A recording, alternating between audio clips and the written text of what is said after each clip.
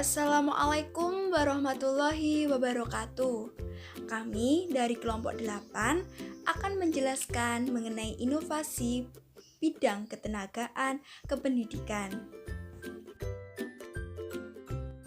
Sebelumnya, perkenalkan kami kelompok 8 yang beranggotakan Elisa Permata Putri, Jessica Dwi Emalia, Ahmad Iliin. Adapun subbab-subbab yang akan kami bahas adalah yang pertama, hakikat dan jenis pendidik serta tenaga kependidikan. Yang kedua, multi peran dan kompetensi pendidik serta tenaga kependidikan. Yang ketiga, pendidikan dan pelatihan pendidik dan tenaga kependidikan. Yang terakhir, inovasi pengembangan profesionalisme berkelanjutan pendidik dan tenaga kependidikan. Hakikat dan jenis pendidik serta tenaga kependidikan. Yang terlebih dahulu kita membahas tentang hakikat. Pendidik adalah orang yang melakukan kegiatan dalam bidang mendidik. Secara fungsional, kata pendidik dapat diartikan sebagai pemberi atau penyalur pengetahuan dan keterampilan. Jika menjelaskan pendidik dikaitkan dengan bidang, tugas, dan pekerjaan, maka variabel yang melekat adalah lembaga pendidikan. Ini menunjukkan bahwa pendidik merupakan profesi atau keahlian tertentu yang melekat pada diri seseorang yang tugasnya adalah mendidik atau memberikan pendidikan. Sedangkan tenaga kependidikan adalah anggota masyarakat yang berpartisipasi dalam penyelenggaraan pendidikan di satuan pendidikan walaupun secara tidak langsung terlibat dalam proses pendidikan. Yang termasuk tenaga kependidikan yaitu kepala sekolah atau madrasah, guru, pengawas satuan pendidikan, tenaga administrasi, tenaga perpustakaan, tenaga laboratorium, teknisi, pengelola kelompok belajar, dan tenaga kebersihan. Jenis pendidik serta kependidikan. Tenaga kependidikan yang dimaksud di sini adalah sebagaimana termaktub di dalam Peraturan Pemerintah atau PP Nomor 38 Tahun 1992 tanggal 17 Juli 1992. Dalam peraturan pemerintah tersebut, yaitu tepatnya pada pasal 3 ayat 1 sampai ayat 3 dinyatakan 1. Tenaga kependidikan terdiri atas tenaga pendidik, pengelola satuan pendidikan, penilik, pengawas, peneliti, dan pengembangan di bidang pendidikan, pustakawan, laboran, teknisi sumber belajar, dan penguji. Yang kedua, tenaga pendidik terdiri atas pembimbing, pengajar, dan pelatih. Yang ketiga, pengelola satuan pendidikan terdiri atas kepala sekolah, direktur, ketua, rektor, dan pimpinan satuan pendidikan luar sekolah. Sedangkan secara umum, tenaga kependidikan dapat dibedakan menjadi 4 kategori, yaitu 1. Tenaga pendidik. Tenaga pendidik terdiri dari pembimbing, pengajar, dan pelatih.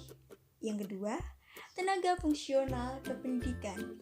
Tenaga fungsional kependidikan terdiri atas penilik, pengawas, peneliti, dan pengembangan di bidang kependidikan dan pustakawan. Yang ketiga, tenaga teknis kependidikan terdiri atas laboran dan teknisi sumber belajar. Yang keempat, tenaga pengelola satuan pendidikan. Tenaga pengelola satuan pendidikan terdiri atas kepala sekolah, direktur, ketua, rektor, dan pimpinan suatu satuan pendidikan luar sekolah. Yang kelima, tenaga lain yang mengurusi masalah-masalah manajerial atau administratif kependidikan. Tugas dan peran pendidik dan tenaga kependidikan sama. Tugas dan peran pendidik dan tenaga kependidikan sama, yaitu melaksanakan berbagai kegiatan yang berujung pada terciptanya kemudahan dan keberhasilan peserta didik dalam proses pembelajaran. Multiperan dan kompetensi pendidik serta tenaga kependidikan. Pada lembaga pendidikan formal, pendidik dan tenaga kependidikan menjalankan tugas pokok dan fungsi yang bersifat multiperan, yaitu sebagai pendidik, pengajar, dan pelatih. Istilah pendidik merujuk pada pembinaan dan pengembangan afeksi peserta didik. Istilah pengajar merujuk pada pembinaan dan pengembangan pengetahuan atau asah otak intelektual. Istilah pelatih, meskipun tidak lazim menjadi sebutan untuk seorang guru, merujuk pada pembinaan dan pengembangan keterampilan atau keprigelan peserta didik seperti yang dilakukan oleh pendidik dan ketenaga pendidikan. Peran pendidik. Menurut Jamarah, peranan pendidik itu adalah sebagai: yang pertama, korektor. Pendidik dapat membedakan mana nilai baik dan nilai buruk dalam pelaksanaan pendidikan. Yang kedua, inspirator. Pendidik dapat memberikan ilham yang baik bagi kemajuan belajar peserta didik.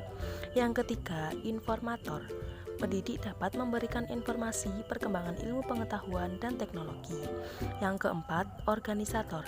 Pendidik mampu mengelola kegiatan pembelajaran. Yang kelima, motivator. Pendidik harus mampu mendorong peserta didik agar bergairah dan aktif dalam proses pembelajaran. Yang keenam, inisiator.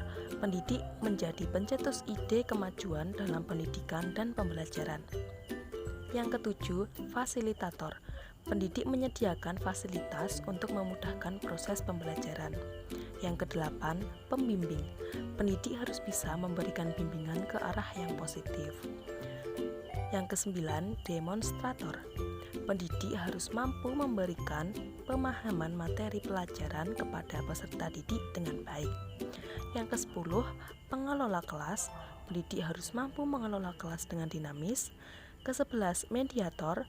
Pendidik harus mengetahui manfaat media pendidikan secara benar dan tepat. Ke-12, supervisor. Pendidik harus mampu membantu memperbaiki dan menilai. Yang terakhir, evaluator. Pendidik berperan untuk mengumpulkan data atau informasi tentang keberhasilan pembelajaran yang telah dilakukan. Peran tenaga kependidikan. Dalam Undang-Undang Sikdisnas tahun 1989 pasal 31 ayat 4 dinyatakan bahwa tenaga kependidikan berkewajiban untuk berusaha mengembangkan kemampuan profesinya sesuai dengan perkembangan tuntutan iptek serta pembangunan bangsa. Kompetensi pendidik serta tenaga kependidikan. Menurut PP nomor 16 tahun 2007 menyatakan tentang kompetensi yang harus dimiliki seorang pendidik serta tenaga pendidikan. Di antaranya adalah kompetensi kepribadian, pedagogik, sosial, dan profesional. Kompetensi kepribadian indikatornya: penampilan fisik yang baik, penampilan sikap, penampilan intelektual, penampilan spiritual, dan advertising atau ketahanan diri. Untuk kompetensi pedagogik yaitu meliputi pendidik serta tenaga kependidikan harus mampu memahami karakteristik anak, mampu menyusun perencanaan, melaksanakan pembelajaran, mengevaluasi, menganalisis dan tindak lanjut, dan mampu memotivasi. Untuk kompetensi sosial harus bisa melakukan hubungan yang baik dengan keluarga, anak didik dan orang tua, teman-temannya, pimpinannya, masyarakat yang lebih luas. Untuk kompetensi profesional, pendidik serta tenaga kependidikan harus senantiasa meningkatkan kemampuan dan mengembangkan wawasan, di antaranya mengikuti diklat, seminar, mengaktifkan MGMP dan KKG, dan melakukan penelitian tindakan. Subbab yang ketiga yaitu pendidikan dan pelatihan pendidik dan tenaga kependidikan. Pendidikan dan pelatihan pendidik dan tenaga kependidikan terdapat komponen-komponen utama pelatihan. Komponen-komponen utama pelatihan dibagi menjadi 6. Yang pertama, penyajian teori. Sebelum melakukan pelatihan, maka pendidik harus mempersiapkan sebuah teori agar dalam pelatihan menjadi mudah dan terstruktur. Yang kedua, praktik yang disimulasikan dan setting kelas merupakan suatu pelatihan ataupun pelatihan seorang pendidik untuk menguasai situasi kondisi kelas yang bertujuan agar seorang pendidik mengajar peserta didik dapat mengkondisikan kelas. Yang ketiga, umpan balik open-ended yaitu adanya interaksi antara pendidik dengan peserta didik, yang dimana pada interaksi tersebut menjelaskan suatu materi pembelajaran dengan cara tanya-jawab. Hal ini dapat menciptakan proses pembelajaran mudah, nyaman, dan menyenangkan. 4. Peragaan atau pendemonstrasian keterampilan, di mana seorang pendidik tidak hanya menjelaskan saja, tetapi pendidik harus dapat memperagakan menggunakan alat peraga yang bertujuan agar peserta didik lebih memahami. Yang kelima, umpan balik terstruktur, yaitu antara pendidik dengan peserta didik terdapat kalimat tanya-jawab, di mana kalimat tanya-jawab itu saling mengarah dan tidak melenceng kemana-mana ataupun masih dalam kategori pembelajaran atau materi tersebut. Yang keenam atau yang terakhir, pembekalan aplikasi, yaitu sebelum masuk ke dalam pengaplikasian aplikasi, pendidik harus dibekali atau diberi dasar atau pengajaran tentang aplikasi yang dapat mendukung proses pembelajaran.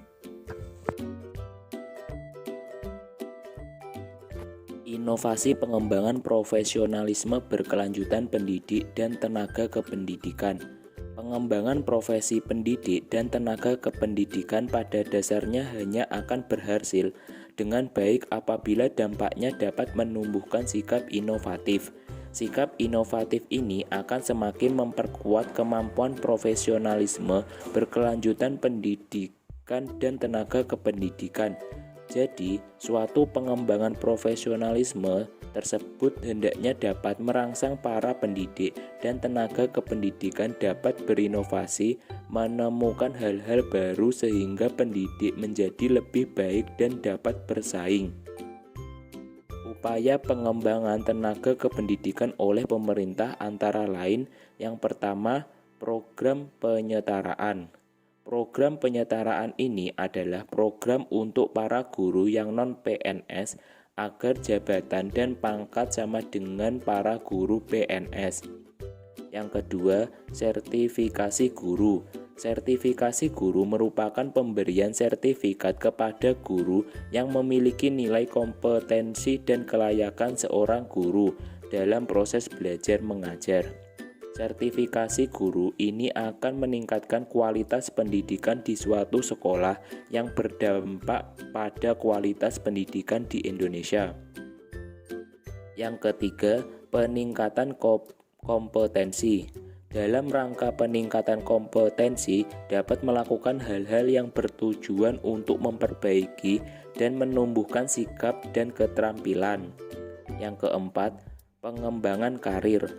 Hal-hal yang dapat dilakukan yaitu misalnya menghadiri forum atau kegiatan ilmiah profesional dan melakukan penelitian, bahkan membuat karya tulis ilmiah.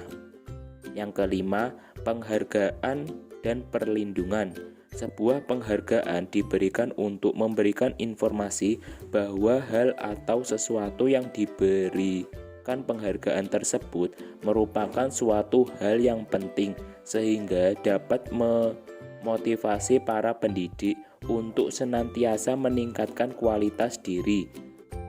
Upaya pengembangan profesionalisme oleh tenaga kependidikan sendiri, yang pertama, memahami tuntutan standar profesi yang ada. Yang kedua, mencapai kualifikasi dan kompetensi yang dipersyaratkan. Yang ketiga, membangun hubungan kesejawatan yang baik dan luas. Yang keempat, mengembangkan etos kerja atau mengutamakan pelayanan bermutu tinggi kepada konstituen. Yang kelima, mengadopsi inovasi atau mengembangkan kreativitas dalam memanfaatkan teknologi komunikasi dan informasi. Demikian presentasi dari kelompok 8. Apabila ada kesalahan, kami mohon maaf dan semoga video ini bermanfaat bagi kita semua. Wassalamualaikum warahmatullahi wabarakatuh.